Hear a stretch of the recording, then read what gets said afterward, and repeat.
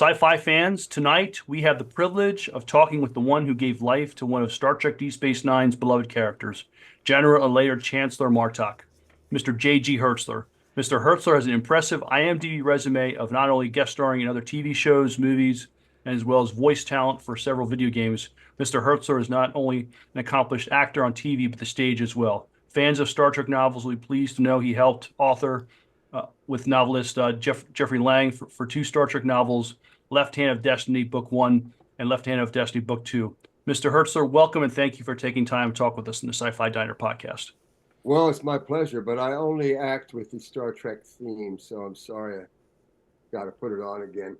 Hey, all right. Yes. Now, this is part 2 because I have 3 part 2s, but I can't find part 1. Part 1 is this song, you know, the composer, Alexander Courage. Mm-hmm. Can you get a better name like of that? Alexander Courage. Yeah, right. Klingon name. Baby. Mm-hmm. It's fabulous. That's terrific. Yeah, the Jeffrey. I started these. I'm as proud of these books as anything I ever did on Star Trek, and I'm even a little prouder, I think, of this book, which is my newest, which is it's a memoir, sort of a love letter to my daughter for the first 50 years of my life, because she was born when I was 50. And so she doesn't know any of these stories, so I had to write them down for her. But when did you pen that? What's that? Well, when did you write that, sir? It was published in October. Okay, so it's fairly recent. Yeah. Well, I'll have to get a copy and take a look for it. Yeah, it's on Amazon. You can find Confessions of a Klingon Linebacker on Amazon, but it's published by Bold Venture Press, and they're wonderful people. Just a small company, but they're great folks. And so if you could buy like a truckload, that'd be excellent. Just suggesting. I'm not demanding it or ordering you, but just we'll make sure to put the link in the video description here. Yes. Yeah. Oh, absolutely. We'll be happy to promote the book, and I'll be happy to, I'll definitely be reading that sometime. I'm going to bring some to the show, to Shorty for sure. Great. Awesome. Yeah. Very cool. Well, the first time we get to meet Martok is in Season 4 of Deep Space Nine in the 2-parter Way of the Warrior. Eventually we find out this version of Martok is a changeling come Season 5. As did I. As did you. Well, that's interesting to know. Yeah. Were you after that point when they eliminate the changeling version? Did you know at that point you were coming back? No, not until the producer, the showrunner, executive producer, Ira Stephen Bear, who is a wonderful guy. I mean, Ira Bear, and I'm not just kissing up. Well, yes, I am. But Ira Bear, he found, after the show ended in '99, he found every opportunity to sort of gather the cast again for a birthday party or some sort of celebration, if we were still in the LA area, which I was at that point. He loved actors. He loves actors, and then of course Ronald D. Moore. I was going to say Roger Moore. Ronald D. Moore. Is a brilliant man, and wrote a lot of the Klingon episodes. A lot of the Klingon culture. Excuse me, margarita. No worries. Yes, there are worries. But what was this is one of them. What was the question again? If you knew that you were coming back after the changeling version was defeated. No, I didn't know I was a changeling, until it was originally meant to be Galron. And then they thought about it. They said, well, that may be too pat. I mean, Galron is so out there. Maybe it would be subtler if this character that's just being introduced is actually a changeling. And Ira, at one point, after they decided, they said, and we're going to bring you back because suddenly we realized if you're there, Worf can have a friend, which enables dialogue and relationship. Because Worf is so, 2x4 up the you-know-what. He's so stiff of a creature. That is not the Klingon way. And I said, Worf, anything a Klingon does is the Klingon way, which is one of my favorite lines completely. And Ira said, we can bring you back, but we will, you're going to look a little different. Like you're going to have when you first come back, you're going to have your eye scraped out. And I said, which eye? He said, your right eye. I said, no. Can't do my right eye. I'm legally blind in my left eye. So if you blank out the right eye, I'll be walking over and under and on top of Ferengis all the time. I won't be able to see them. So he said, okay. So that's how I got these scars on my left eye. And then after I did that, he came to me one time in a scene about the medical bay. And I was lying on the bed. He said, JG, we can give you a artificial eye. So don't worry about you having to. I said, no, Ira. No Klingon in their right mind or heart would ever want to get rid of the horrible scarring on their face from Mortal Kombat. Mm-hmm. No, leave the stuff visible. It's awful. It's hideous. Perfect Klingon. And he said, oh, yeah, I think, yeah. Good, okay. And it caused a lot more work for the makeup department. They had to do all that every time. And I just thought about that for the first time right now. I said, oh, they were, I'm sure, pleased to hear that. Well, yeah. Yes. Yeah. So, as you were talking about, the dynamic between Martok and Worf, that was a fan favorite. Did you and Michael Dorn talk about how to make that relationship work between the two Klingons or make it more interesting? Or is it mostly just the writers doing that part? Oh, definitely the writers. Michael, you either have some sort of connection with somebody in life or you don't. And there was something that was acceptable in me, that acceptable to Worf. And Worf is Michael is very self-contained. He's not out there looking for relationships, friends, or anything. He's just there as like a monument to humanity. And we got along pretty well. He used to make fun of me sometimes when I would say things like, in one of the scenes where everybody was around the conference table and we were talking about what the Romulans were doing, and he said, he said, well, the Romulans will be. I said, I know the Romulans will be here. After that, he could not see me without saying, oh, the Romulans. So, that he would tease. I think he directed that episode. Come to think of it, and that's why he was tuned into what the other actors were doing. Anyway, I had a great time. He's a wonderful man, and he's a big guy. He was in and out of that makeup department faster than any Klingon could ever be. He worked almost every day as a Klingon in DS9. So you can't spend forever in the makeup thing. If you're every day, it's exhausting. So anyway, I wish they'd have kept Bob in the makeup trailer much longer. He shouldn't have ever got out of that makeup trailer. But that's just the way it is.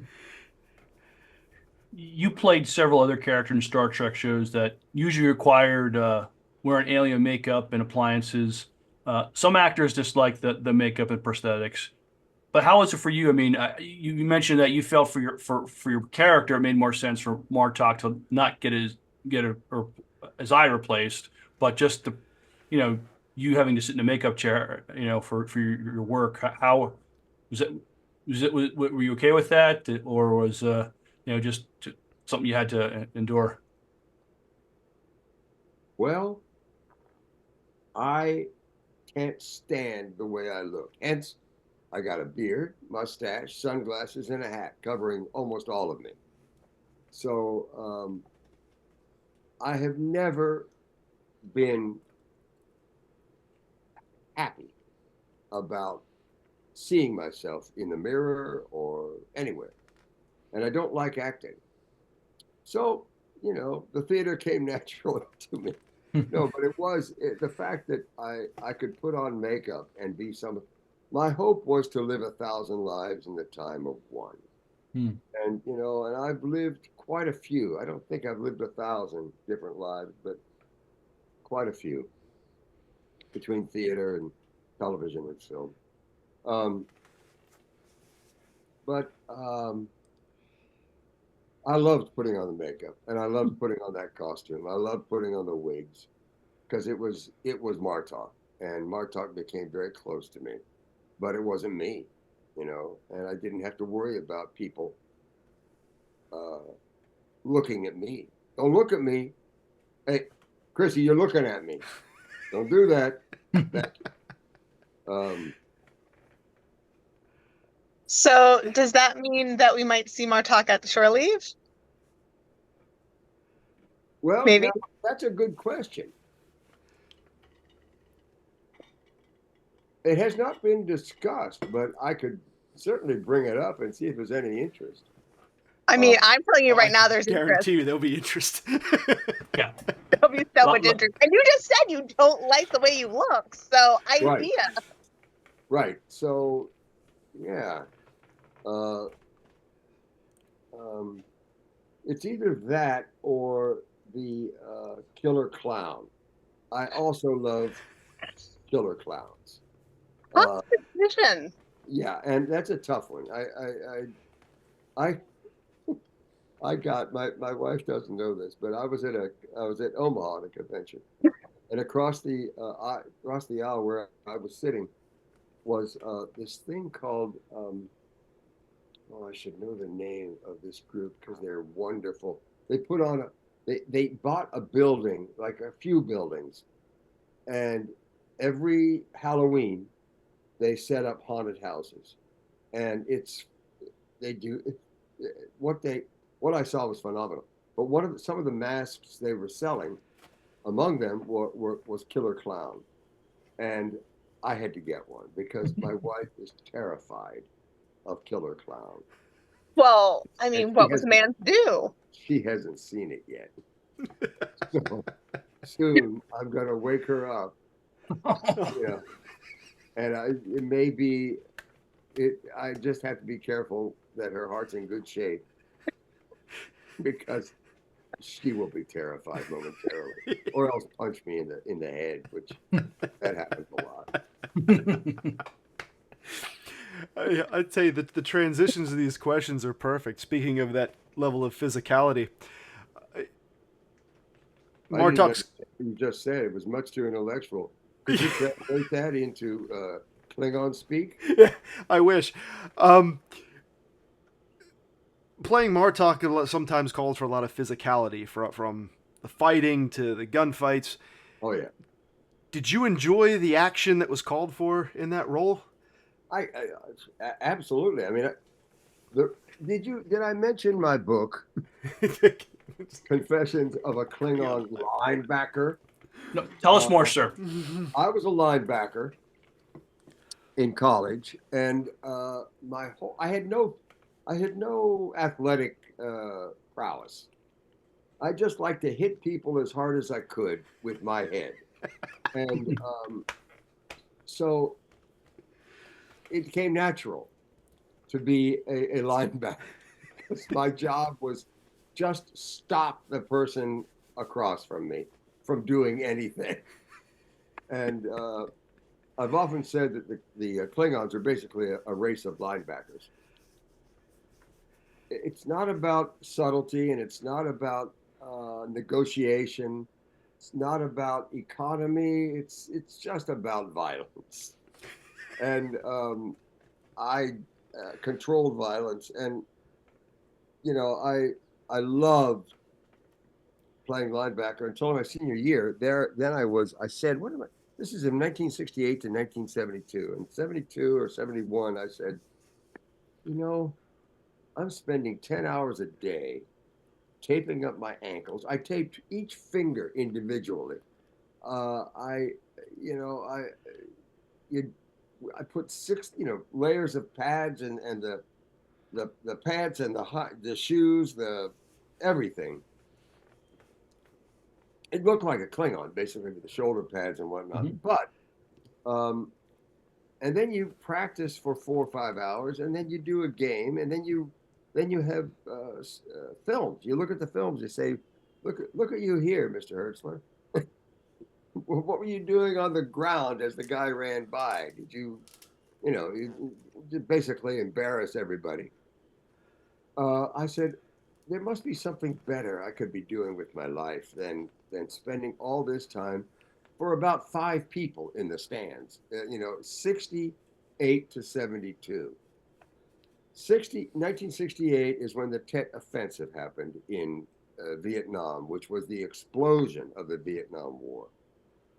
I had many friends that graduated from high school with me that went to Vietnam and did not return. I had, it was also 69 was Woodstock. It was a time of intense intensity in the world, whether it was music or war. It was an incredible time, but nobody gave a damn about football at that right in that period of time. So I retired, number 87, from from the uh, from the team for my senior year, which pissed off. I was on partial scholarship, mostly scholar. It was great because my dad was in the military. My mother was a high school teacher, Latin and French teacher, and it was expensive even then. College is outrageously expensive now. I don't know how anybody affords it. But they said my defensive coach, whom I loved, the offensive coach was an idiot. He should go unnamed. However, I do name him in the book. So, book. But the defensive coach was fabulous, Coach Patswall, and he said, "Oh, John, if you quit, you were in line to be little all American because I loved hitting people with my head, and as I said, I had no skills, but I had aggression. Um, so, and I said, well, I'm sorry. Oh, there was a woman involved, my girlfriend Diana, for many years. Oh, I got Saturday. I got news 2 years ago, I think, said she passed, and it's very strange.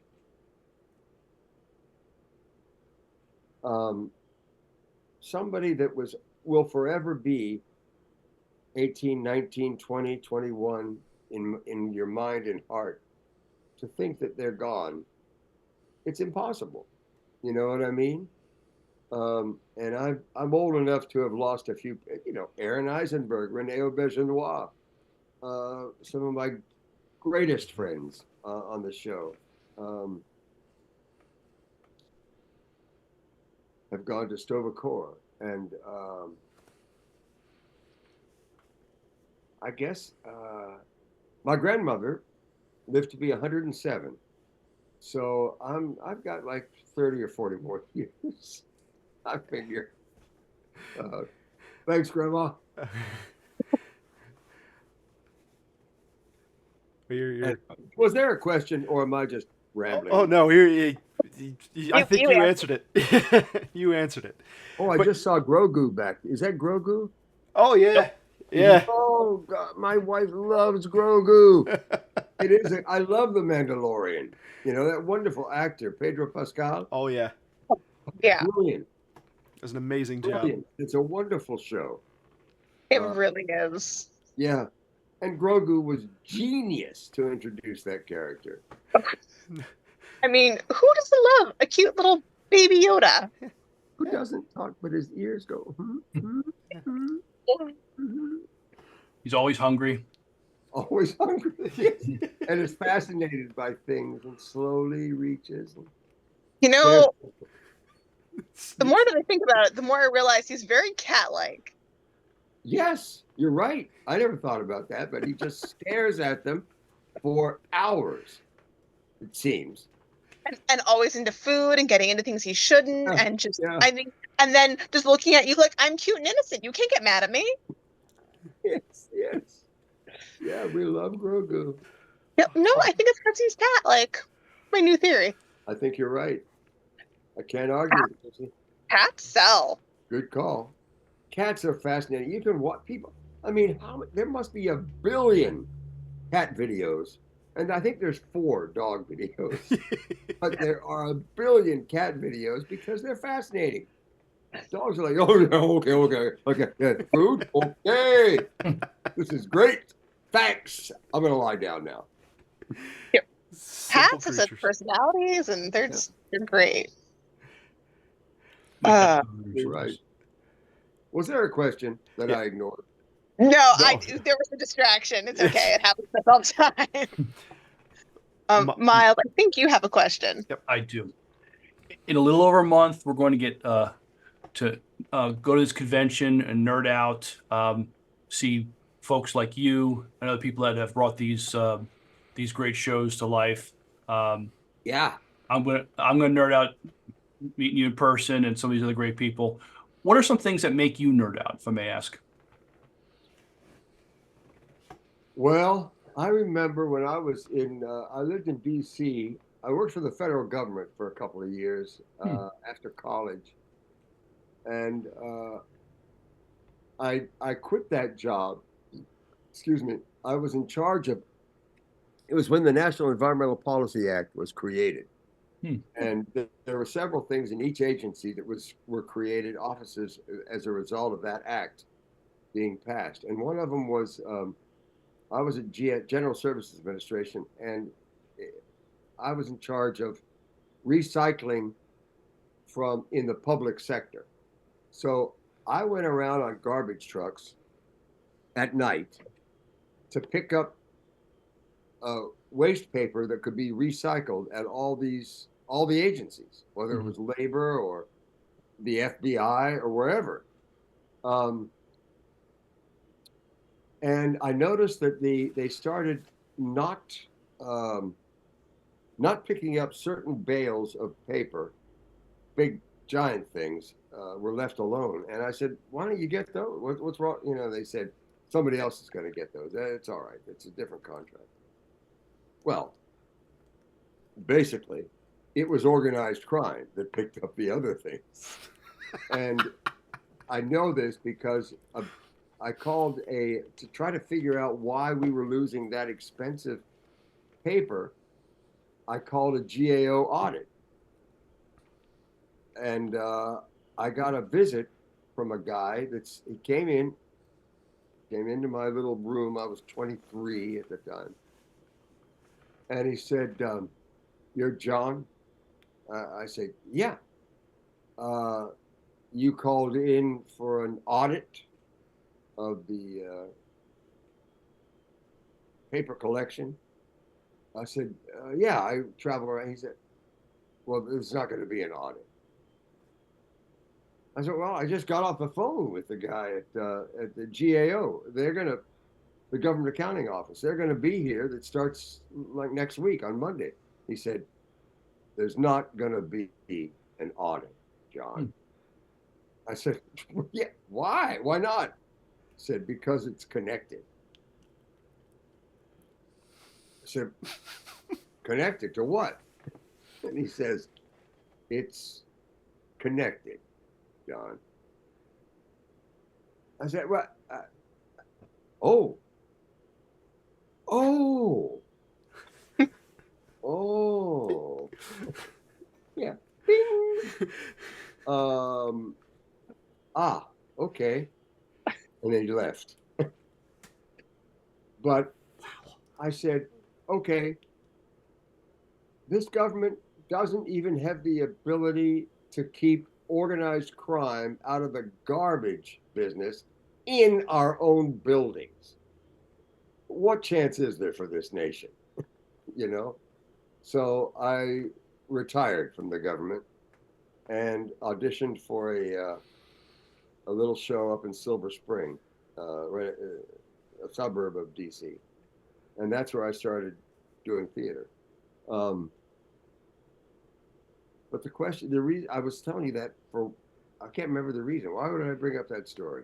Well, It I was was a just saying, fascinating story. I love it. it's a great story, but I was Absolutely. asking you, reason why we're coming to this convention, we're here to nerd out, see you and see Oh, something. who do I nerd out about? Yeah. While I was living in DC, I remember I was sitting with a friend of mine from college that had visiting. We were sitting in a kind of a fancy restaurant. Duke Zebert's was a major steakhouse in DC back in the day. We were there, and Bill Russell walked in. Bill Russell, the basketball player. He's like the LeBron James of his era.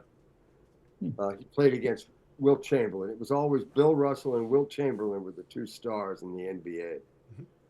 And Bill Russell walked in, and I saw him, and I think I was stoned, and I ran up to him, and I grabbed his hand and said, "You're Bill Russell! You're Bill Russell!" He said, "Yeah, yes, I am. Well, would you join us?" Well, he said, "Well, I have to, you know." But I was like incapable of normal speech. So that was a major nerd out. I was doing a convention in Germany when Bill Shatner, another Bill, was at the table. We were in a Rathskeller in Bremen, Germany, and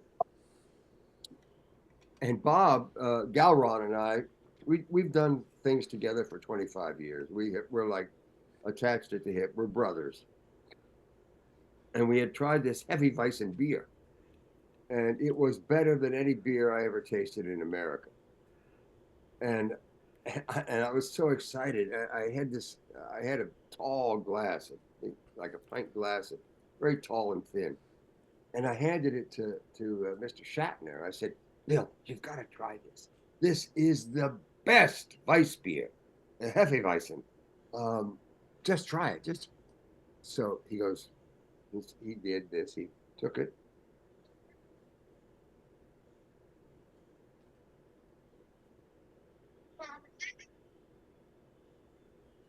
It's for children.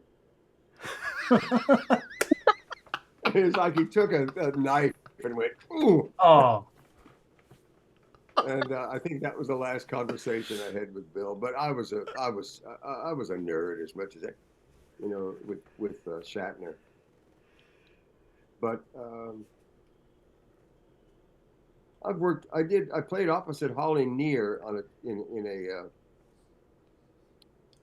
Holly Near, no, not Holly Near, Holly Hunter. Timothy Near, Holly Near's sister, was the director of the show live on stage in San Jose, California. And I did a show with Holly Hunter. Holly Hunter is the best actor I've ever worked with. I mean, she was spectacular, braver than any Klingon I've ever met. I mean, she'd be a great Klingon. She's tiny. She's petite, but she is one tough customer. And that was another nerd out. I got a chance. In fact, our preview for that show called By the Bog of Cats, oddly enough, it's an Irish play. And our first preview was scheduled to happen on 9/11 in 1920, 19, what is it, 11, right? 9/11? 2001. September, yeah. 2001. It was 9/11, September 11th, 2001. Mm-hmm. And she was terrified. We were downstairs in the there's tunnels underneath the theater, and she would say, I can't do it. I just can't. I am too upset. This is did you see those planes? I just can't. I said, well, Holly, why don't you just use it? She said she could have shot me, or she could have done what she did, which she said, Hertzler, I love your ass.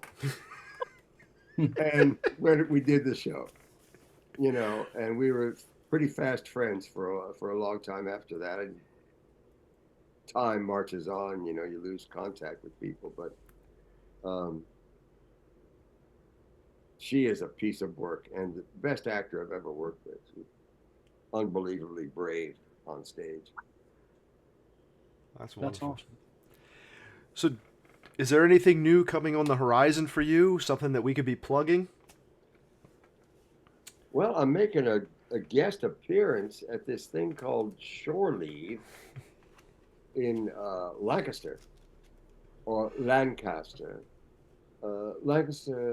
Pennsylvania, Penn's Woods. Was it July 27th, is it? 26th, 27th, and 28th. 29, 30. And I'll be appearing with some of my best friends. I don't know the names, but they are my close, dear friends. Thank goodness Bob O'Reilly won't be there. That makes me very happy. Galvan will not be making an appearance, I hope. No, I love Bob.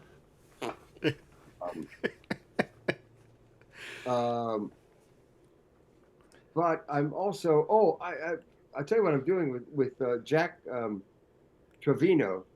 Jack is one of the writers of some of the films, fan films, and he contributed to a few of the DS9 scripts. Mm-hmm. I believe, I'm not sure about, but I think so. And he's a wonderful writer. And he and I started shooting. When I did Zorro, which shot in Spain. I learned about something that happened in the Spanish Civil War in 1936, 7, 8, and 9 that involved Americans. 1,500 American volunteered to go fight Hitler and Franco in the, Spanish Civil War in those years, volunteered. And half the Americans were killed. But I said, what the heck? I wasn't even taught about that war in high school. And I had public school education, but or college. I never heard of it. I talked to a guy. I just learned about that. What? You just taught me something I didn't know. It was incredible. Anyway, I started writing when I was in Zorro. Oh, Joey, I can't talk to you now. When I was in Zorro, I got a chance to go over to Madrid, and I looked down into these trees. There was a teleferique that went across the Manzanares River, a cable car up in the sky, not too far up, but it got you from downtown Madrid over to the Parque Atracciones, which was an amusement park. And I looked down, I saw these ridges in the ground, and I said, what the heck, how weird is that? Because you could see around the trees. So I asked somebody, I said, what's that? He said, well, it was where the Franco's artillery was placed to be able to bomb and shell Madrid during the war. I said, what war? What are you talking about? Because Spain was theoretically neutral during World War II. And all you had was, the famous picture Guernica, the famous painting by Picasso. It's got the string. It's a bombing of a little town of, I always said Guernica, but it's Guernica, I think. It's a huge painting in the, I think it's in New York, in the, what's the big, MoMA. I think it's in MoMA in New York, but I'm not sure. But I learned about this war and these guys that volunteered to go over there. So I've written a script about two Brooklyn Dodger baseball, a pitcher and a catcher, that fall in love with sort of a wealthy dilettante girl, Ava. Actually, she looks a little bit like you, Chrissy, I got to say, in my mind's eye. And she gets people, she's working with her friends to raise money for the Abraham Lincoln Brigade, which was a real thing. Wow. The volunteers called themselves the Abe Lincoln Brigade. And I've met several people who are related to people that fought in the Abraham Lincoln Brigade. So I wrote a script about these guys. I said, what is the least possible probable American to go over to volunteer to fight in Spain for free against Hitler?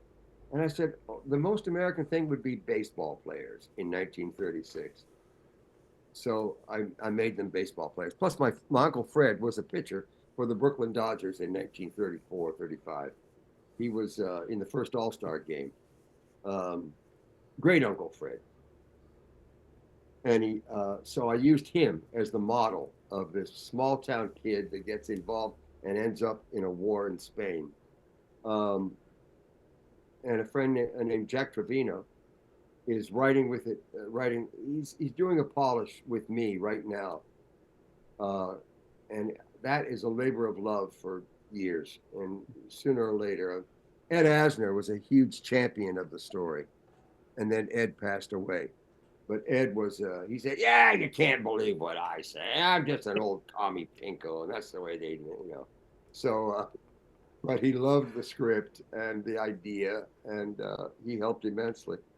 I had a meeting with Ed Harris because I wanted to use him for the catcher, the main character, Cookie O'Brien. And John Sayles. He brought in John Sayles, and John Sayles wanted to change everything in the script. And I said, no, I don't think so. And so John Sayles went away, and Ed got this, he got involved in other things. So maybe someday that'll come, because people don't know the story. And it's Armand Asante connected for a while to play the role of Franco, because nobody has played Franco yet in the films. And what a weirdo. And his brother, Ramon Franco, Generalissimo Francisco Franco was the leading fascist in Spain. His brother was a communist, Ramon, and one of the greatest aviators of his time. And so I had Andy Garcia scheduled in for Ramon and Armand Asante for Franco, and that guy, that didn't work. Scorsese, anyway. This is Hollywood I'm talking about. This is what it's like. You get to deal with these huge names momentarily, and then they go away. It's a hard life. That part's hard. Doing anything is hard. Well, if you ever get desperate for an Ava, I guess you know where to call, since I look like her. Who do you call? Chrissy, what's your last name, Chrissy? Raffensperger. Oh, wow. Are you related to the, the governor of Georgia? I think so, because he spells his last name the same way I do, and there's only a very small amount of Raffenspergers that spell their name that way. Well, let's get him on the horn. Get Raffensperger on the horn now, Miles. Um, let's get him involved here. If he's a Star Trek fan, he may be. They're everywhere. You know, a lot of my relatives are nerds, so maybe. Well, I'm not going to hold that against him, Chrissy, but as long as they're rich nerds, that's who I need. That's it. Rich nerds. Okay. Rich nerds. I'll go It's find us better some than rich nerds. Good. Yeah. Well, Mr. Hertzler, it has been a wonderful evening talking with you here. I know out of all the interviews we've done, the ones we've been working on prepping for shore leave, this one was probably the one I was most excited about in my time Until doing it this. actually happened. It sounded like you were going there. Yeah. I was most excited about this one until it actually. Oh no! It did not let me down at all. This was everything I could hoped it would have been, and we are very thankful that you took the time to hang out with us here on the diner. And Well, it was a great honor. I know we had a hard time getting together. we did. It was a hard time because I kept forgetting that we scheduled it, and I said, "Wait a minute." And then the first time I couldn't connect at all. I remembered that, but I couldn't connect. The next time I was in Omaha and I forgot. So I am so glad it happened Yes. because We have been delighted by you, sir. Yeah. Absolutely delighted. well, thank you guys, and same here. What a great group. Looking forward to seeing you in a few weeks. We are. Absolutely. It's like almost 2 weeks, not quite, right? It's just a day short of. Is it 3 weeks? I think it's 3. Yeah, 3. All right, we're at a 3. for 27. Yeah, I guess it is. Mhm. Yeah. Yeah. Isn't that interesting? I love that. An actor named Rainer Shine showed me this. It's a loosening up your hands exercise. Does it really work? No. Oh, so I get this.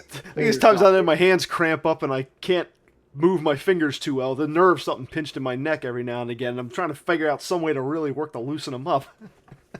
Yeah, you can feel it in your fingers, huh? Yeah. Oh yeah. My fingers, the tips of both hands are numb. I'm 74. It happens. But carpal tunnel that I didn't take care of. And but what pisses me off the most is I used to play the bagpipes, and now I can't feel the damn holes on the chanter. I literally can't feel them, and I love the pipes. I love the pipes. I've always wanted to learn how to play the bagpipes. It's not hard. Do it. Did you ever play any other instrument? Violin and flute. Okay, so if you played the flute, you know exactly a column of air and covering the holes. Yeah. And the fiddle is the hardest thing in the world, the violin. But you read it's music. a demanding but very rewarding instrument. Yeah, I love the sound.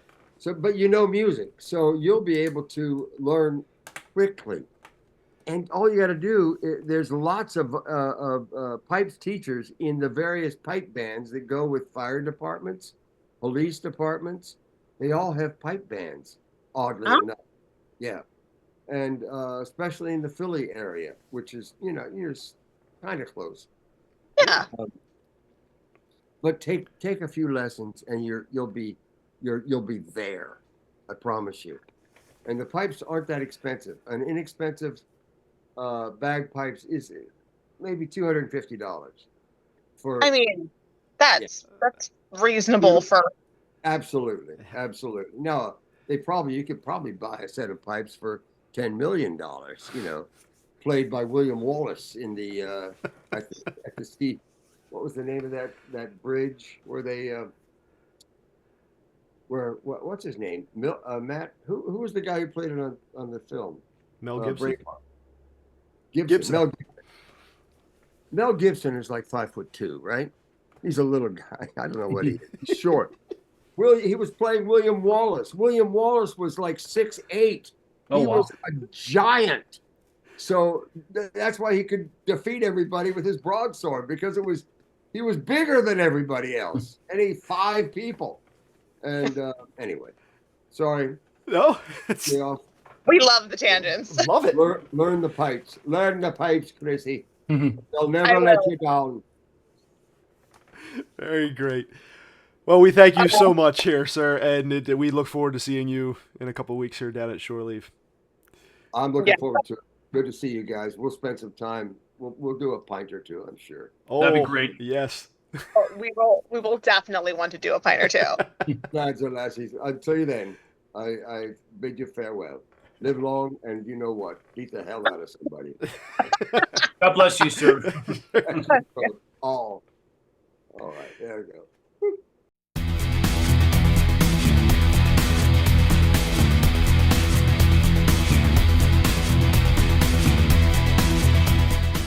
Or is that Scots?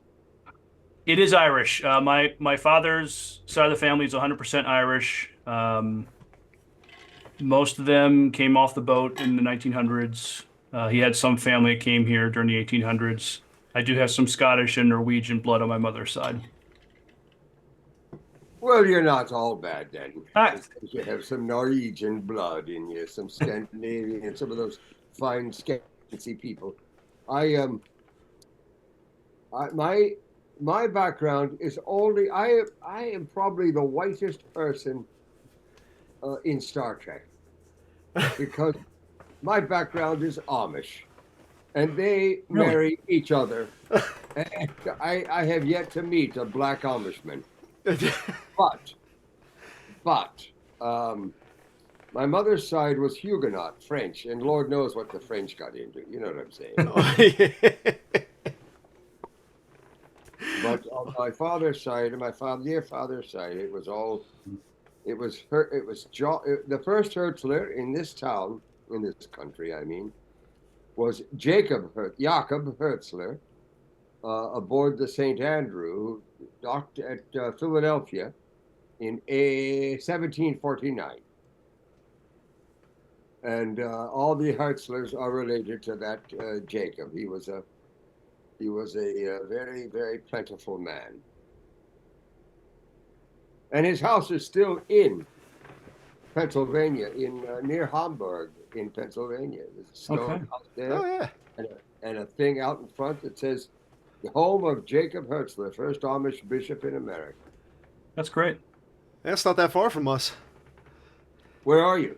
We're in Lancaster, Pennsylvania. Oh, you're in Lancaster. Yeah, Yeah. you go north and west a touch, and you're there. Mm-hmm. And yeah, it's that's why I really wanted to get down to Lancaster for a shore leave down there, because I'm related to everybody in 5 counties. So That's amazing. You might relate to Scott.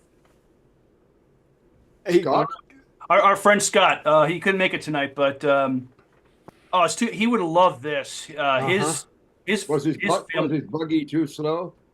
yeah.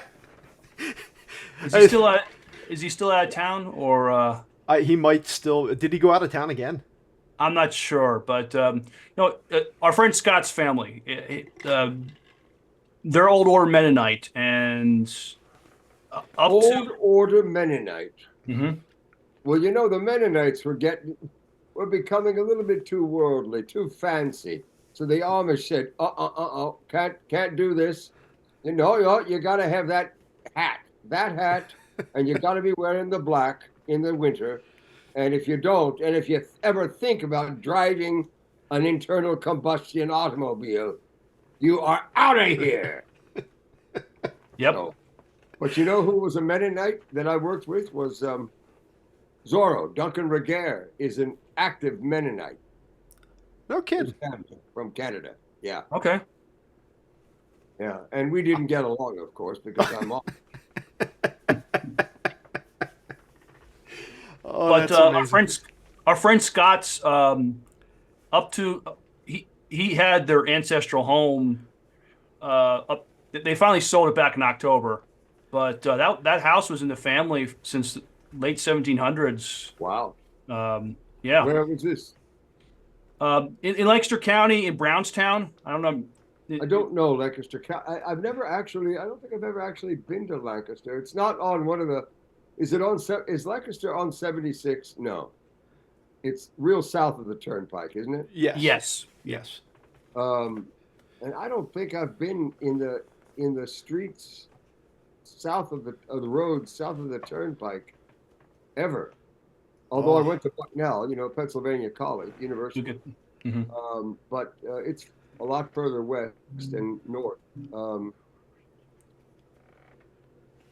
But I never got down to Lancaster. That's one of the reasons I'm so excited about doing this, because I'm related. I hope that they'll bring me turkeys and chickens and things like that. People, if they show up. We will sacrifice our best targ for you, General. I hope so. Hey, where'd you grow up at then? That, my friend, is a difficult question. My doggy is looking at me, staring at me, saying, "But do I get fed? I know you're doing an interview, but are you going to feed me tonight?" She's just sitting there looking at me. I'm sorry. I can't feed you for a while. You're going to have to relax.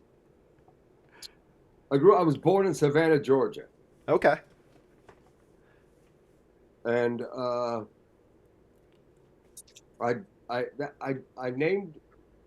we named our daughter Hannah, but could be pronounced Hannah, because indirectly, hard-hearted Hannah, the girl from Savannah, GA. Yeah, no, we lived in Savannah, and that's where I was born, but my dad was in the military, so we were there for half a year, get me born, and then we moved to Omaha, Okay. Nebraska, which is where I was this weekend. First time in 70 years that I've been back to Omaha. Wow. And yeah, I wanted to see it because I have no memory of the town. So then we moved from there to Jefferson City. Jefferson City? Is that right? In Missouri? St. Joseph, Missouri. And then from there to El Paso, Texas. And then from there to Casablanca, Morocco, to Wiesbaden, Germany, and then back to Joint Base Andrews, which was just Andrews Air Force Base in D.C. at that point. Nothing about this Joint Base nonsense. It's the Air Force. They took the blue from the skies and the little girl's eyes, and they gave it to the Air Force blue. They gave it to the men who proudly wear the U.S. Air Force blue. And then I think that was before it was right when they were in 47. And then it became, off we go into the wild blue yonder, flying high. Yeah, into the sky. Different song. But Miles, so what do you do, Miles? I work as a facilities manager at a church near where I live. What kind of church? An Amish church? No, it's an old Presbyterian church. Those Presbyterians, God bless them. That's where I think the Presbyterian church in a little town, Port Royal, Pennsylvania, which is where both sides of my family lived for 8 generations after Jacob. I think it was a Presbyterian church, and Noah Hertzler has one of those stained glass windows. But it's an old church, goes back to the 1700s. They actually, and this is something they're pretty proud of, they have a signer of the Declaration of Independence buried there. Thomas, is it? The gentleman's name is James Smith, who they have buried there. James Smith. Who was was he a representative from Pennsylvania? You know what? I need to be up on that. What his story is, but he's buried there. I've done a show called 1776, which has all the names in it as the signers of the Constitution. Did he sign it? He signed the Declaration of Independence. Right. All right. Mm-hmm. Hi, Chrissy.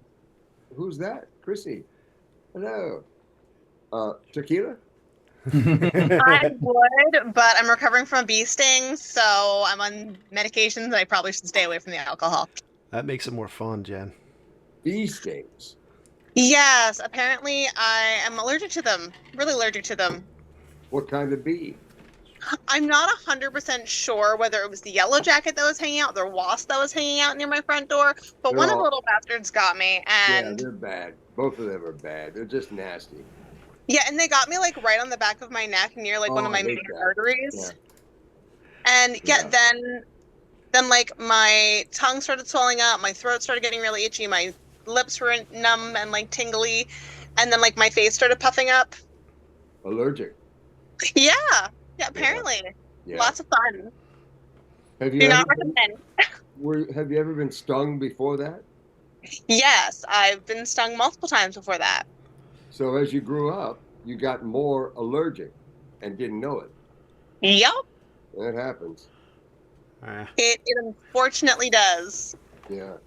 So I got I stung by about 15 wasps one time, Ooh. but fortunately I wasn't allergic. But boy, did they hurt. Oh yeah. yeah, yeah, Wasps. that not recommended for I anyone wonder what the allergic or not. I wonder what the Amish. They must have. I say Amish because I'm Amish. My family was Amish before my Oh, grand before my great grandfather married fell in love with an English girl. You know those English women. yes, These people are very, Amish. very bad influences. Very bad. So Stay they away. they shunned him, and he said, "Okay, fine." Um, but I related to everybody. I was telling these guys in Lancaster. Those are my people. I'm related to everybody in 5 counties. I'm pretty sure. Oh, Yeah. I did not know that you had Amish roots. Jacob Jacob Hertzler. His You house know, is a stone house on Route 22. You know where that is? Near Hamburg. I do. It's west. It's east-west, and there's a marker, historical marker there. You could check it out. Yeah, well, I think all of us here are all Lancaster County people. Well, and I never get up there. That's why I was so happy to participate in this because I did shore leave 20 years ago, I think. Uh, um, must have been because my mother came to that one, and that was the last thing she basically did. That had to have been like the year 2000, like 24 years ago. Hmm. Um, but that she saw me at one convention, and it was shore leave. Um,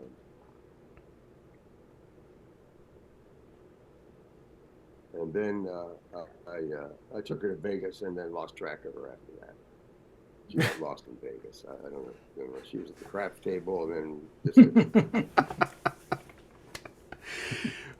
I'm sure they had you at Star Trek: The Experience out there at Vegas back when that was still up and Did do running. it. I did do that. It was a fabulous thing. I think they made a bad mistake in just knocking down that show. I guess the Hilton is still there, but it's a pity because that had some, Quark's bar and the various um, the rides that were like pilot training vehicles were phenomenal. It hurts me that I never made it out there. Yeah. Well, maybe they'll bring it back now that Star Trek is getting big again. Getting Or rather, oh yes, with all the new shows. I don't even know who these people are.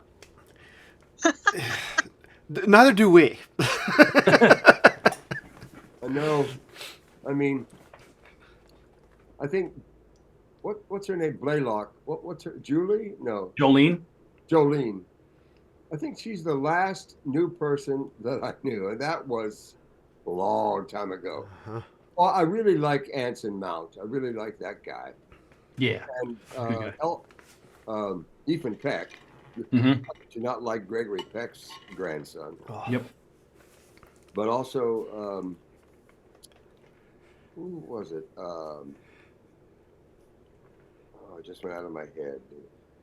But You and Scott Bakula had some great scenes together. Well, that was the Enterprise, though. That's the school. That is Chrissy's favorite Trek series. The opening theme, she just sings it all the time on this show. She absolutely loves it. I hate you all. Can we do a couple of bars? Oh, nothing would make me happier. Please don't. 2, 3, 4. She hates the song. We give her grief so much about it. Hates it. We sing it on here all the time, and we get nothing but just anger and just disdain thrown our way. It's This is the only one I have.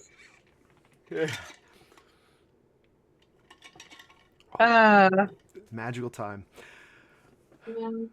Shall we get going? Yeah. Miles is going to run a quick introduction, and then we'll run off a couple of questions. Okay. All right, and see where we go. Let's go for it. All right.